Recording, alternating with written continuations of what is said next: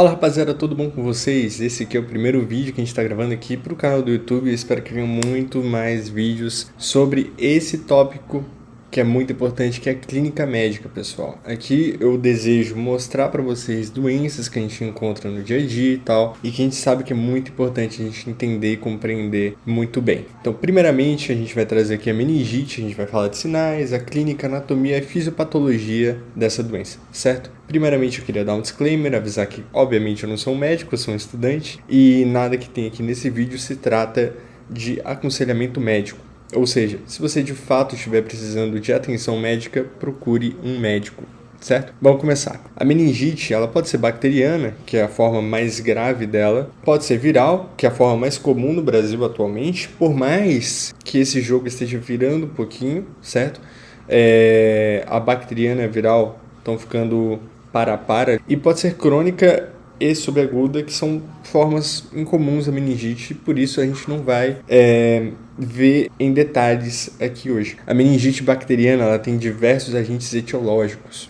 O agente etiológico que eu queria destacar para vocês é a Neisseria meningitis, que é o famoso meningococo. O que o meningococo tem de diferente dos outros agentes etiológicos? Ela causa a meningite meningocócica, que é extremamente característica por apresentar essas marcas na pele, certo? Outra que é importante a gente dar uma olhada aqui é a Streptococcus pneumoniae, que dentre as meningites bacterianas, normalmente é mais comum aqui no nosso território brasileiro. Bom, ela também pode ser viral, tem diversos agentes etiológicos, normalmente o mais comum da gente encontrar é o enterovírus. Então eu queria que vocês focassem nesse aqui, mas que ficasse claro, certo, que existem diversos outros agentes etiológicos virais que podem estar causando essa meningite viral. Também pode ser causado por outras etiologias, como fungos, eumintos e protozoários. Normalmente isso vai acontecer em pacientes que são imunodeprimidos, então normalmente se você encontra uma meningite fúngica, isso pode apontar para uma imunodeficiência grave, por exemplo, HIV. Então essa é a importância de a gente compreender nesse aspecto essas etiologias que são mais raras e normalmente são de patógenos oportunistas. Bom, a clínica, ela se apresenta com uma transmissão horizontal, ou seja, de pessoa para pessoa, normalmente por saliva, pelo ar, enfim. O paciente vai apresentar com sinais clínicos típicos de hipertensão intracraniana, o IC, certo? Então, cefaleia, vômito em jato, rigidez de nuca, convulsões, prostração, certo? Que acaba aliviando essa dor. Sinais de irritação meníngea, clássicos também, e manchas no corpo, se for a meningite meningocócica. O vômito em jato é pouco discutido nesse caso, porém ele normalmente está presente em casos de hipertensão intracraniana. E o vômito em jato não significa que é um vômito que vai muito longe ou alguma coisa assim. É um vômito que vem normalmente sem estar precedido de náusea, certo?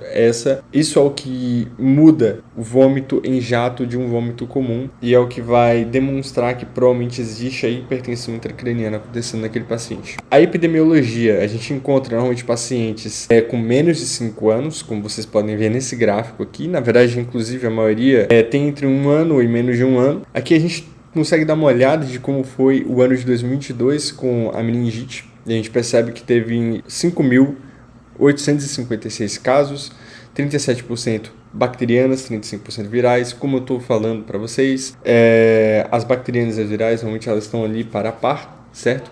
Antes a viral era mais comum em questão de porcentagem, só que como ela é menos grave, muitas vezes ela acaba sendo subnotificada, certo? E ali as outras etiologias não especificadas muito menores, certo? Streptococcus pneumoniae, ele vai liderar a etiologia bacteriana, logo seguido da meningite, seguido do pneumococo, que está em segundo lugar ali em número de casos, que é bem assustador, na verdade, né? Tendo em vista que é uma das cepas bacterianas que vai causar os piores tipos de meningite. E no ano de 2023, pessoal, a gente registrou 8.800 e poucos casos ali, com 886 mortes, ou seja, uma doença que causa muita mortalidade, correto? Infelizmente, a gente espera que essa mortalidade e o número de casos aumentem pela cobertura vacinal que está acontecendo atualmente no Brasil, que está ali na casa dos 50%, sendo que a meta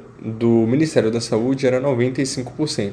Ou seja, a gente está tendo pouquíssima vacinação. Isso faz com que doenças como essa, que não eram para causar tanta mortalidade assim, comecem a ser mais complicadas e graves. Bom, sobre os sinais e os sintomas associados. A gente já falou um pouquinho dos sintomas, mas eu queria falar desses 2 sinais que são extremamente importantes na clínica para a gente conseguir dar um bom diagnóstico de meningite. É o sinal de Kernig e é o sinal de Brudzinski. Vamos falar primeiro do sinal de Brudzinski, que eu tenho o sinal de Kernig já separado para mostrar depois. Exatamente isso que vocês estão vendo aqui. Quando você flexiona a cabeça sobre o tronco do paciente, ele involuntariamente faz flexão de joelho. Esse é o sinal de Brudzinski, certo? Sinais e sintomas associados, ali eu coloquei os 3 mais comuns, mas é importante que vocês lembrem daqueles outros sinais que a gente falou antes também. O sinal de Kernig é a flexão de coxa sobre o quadril após a extensão da perna sobre a coxa, certo? Se isso estiver acontecendo apenas de um lado, significa que provavelmente é uma doença radicular, ou seja, é um alívio, certo? Se estiver acontecendo bilateralmente, é um indicador de irritação meningea e você tem que ficar bem esperto com esse paciente. Sobre a anatomia, a gente vai dar uma passada aqui para a gente relembrar como que é a anatomia das meninges, como funciona a circulação licórica, enfim. O que causa os sintomas da meningite? É o aumento do líquor, certo? Ou do líquido cefalorraquidiano ou do líquido cerebroespinal. Você pode encontrar esses 3 nomes pela literatura, certo? O LCL é presente no espaço subaracnoídeo. Esse espaço está entre a pia mater e a aracnoide mater. Então, entre a pia e a aracnoide aqui é onde a gente vai encontrar o líquor, certo? Bom, esse aumento da quantidade de líquido vai fazer com que aconteça a compressão de estruturas nervosas. Primeiramente, a gente vai ter a compressão das próprias meninges, vamos lembrar que elas são ricamente inervadas. Isso vai causar dor de cabeça, que é clássico da meningite. E o vômito, por exemplo, vai ser causado também por esse aumento da pressão intracraniana, mas no caso é a pressão em região de bulbo. E, enfim, os sintomas normalmente estão relacionados à compressão do sistema nervoso central. Bora relembrar como que funciona, então, a circulação licórica. O líquor, ele é produzido pelo plexo coroide, certo? O plexo coroide, ele está presente nos ventrículos laterais, a maioria dele, e também no teto do 3º e do 4º ventrículo, só que em menor quantidade, certo? Então a gente vai começar ali no ventrículo lateral, ele vai passar através dos forames intraventriculares para o 3º ventrículo.